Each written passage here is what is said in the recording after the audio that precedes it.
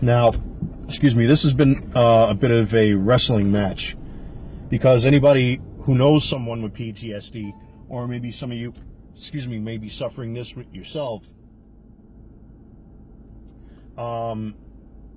Basically, you're combating yourself. You're at war with yourself, more or less. It's the best way I can explain it. Emotionally, there's no center. You know, you're either angry or you're not. You're either sad or you're not. I mean, there's no in between. It's either this or that. It could be difficult sometimes. What PTSD basically is that you have suffered a psychological trauma.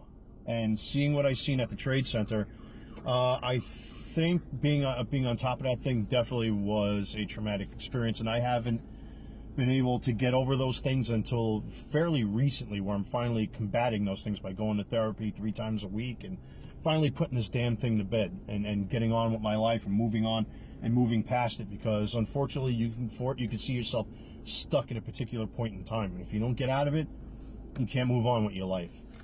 But it's the PTSD thing that has been the one that has been the most troublesome, because PTSD unfortunately is very open-ended. And after going back and forth doing this therapy that I have been doing, it seems more or less at this point it's still an open diagnosis, because depending on what happens with the new medication that I'm going to be taking, they feel that I have what they call type 2 bipolar disorder.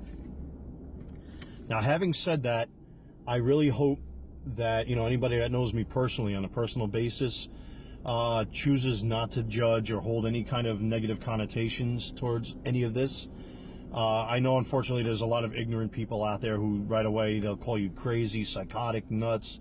You know, you should be locked up and put in a straitjacket and all that stuff, and that's really not fair if you don't know what it is and, you know, don't know what it's like to feel, what it's like to have PTSD or anything like this, or now what they're thinking with this bipolar disorder. What it feels like, it's rough, and I had no idea that I even had this. If that's going to be a true diagnosis, we're going to find out after I go through the motions. This week they prescribed me brand new medication. In a nutshell,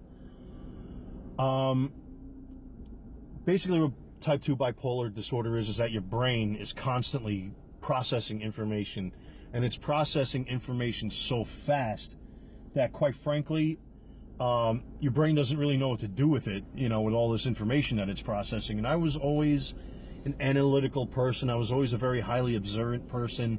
I was always attentive to detail. I always did everything with a great deal of gusto, and you know, never really treated people badly or misjudged people. But you know, unfortunately, it kind of makes sense is that a lot of the time, and I don't even realize I do it. And probably after watching this video, I'll notice myself doing it, because the one challenge is to actually look at yourself in a mirror, is that trying to convey all the thoughts that are in my mind, I seem to really race to get it all out and speak fairly quickly and dump a lot of information into one sentence as quickly as possible. And that's one of the signs of type 2 bipolar disorder, is that your brain is trying to get rid of all of this excess info.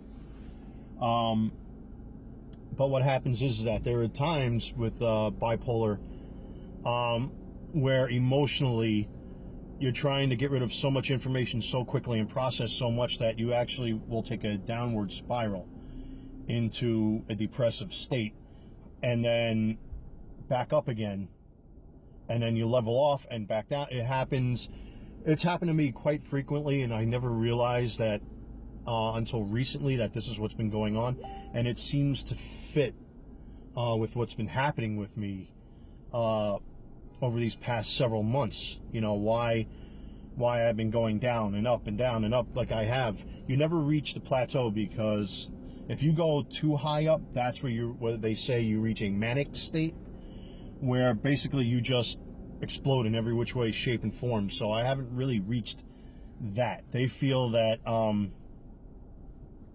with me, there's nothing wrong with me intellectually. I'm not crazy or psychotic or anything like that, but I'm just processing too much information too quickly due to the PTSD, basically really putting that spot of trauma into my brain now is trying to adapt to all of that stuff, and because of that, it's just constantly doing this, you know, trying to make up for whatever it was that my brain suffered during seeing what I seen at the Trade Center. This is the way of my brain's way of compensating, basically. You know, even speaking right now, trying to post this video, you know, I noticed myself struggling to get my thoughts out, and you know, there's too much too fast coming out, and it really makes sense. So for the next week, I'm going to be trying new medication to try to chemically reboot and bring balance to my brain, and try to chemically slow my brain down where it's supposed to be, and bring it down to nominal levels where it should be.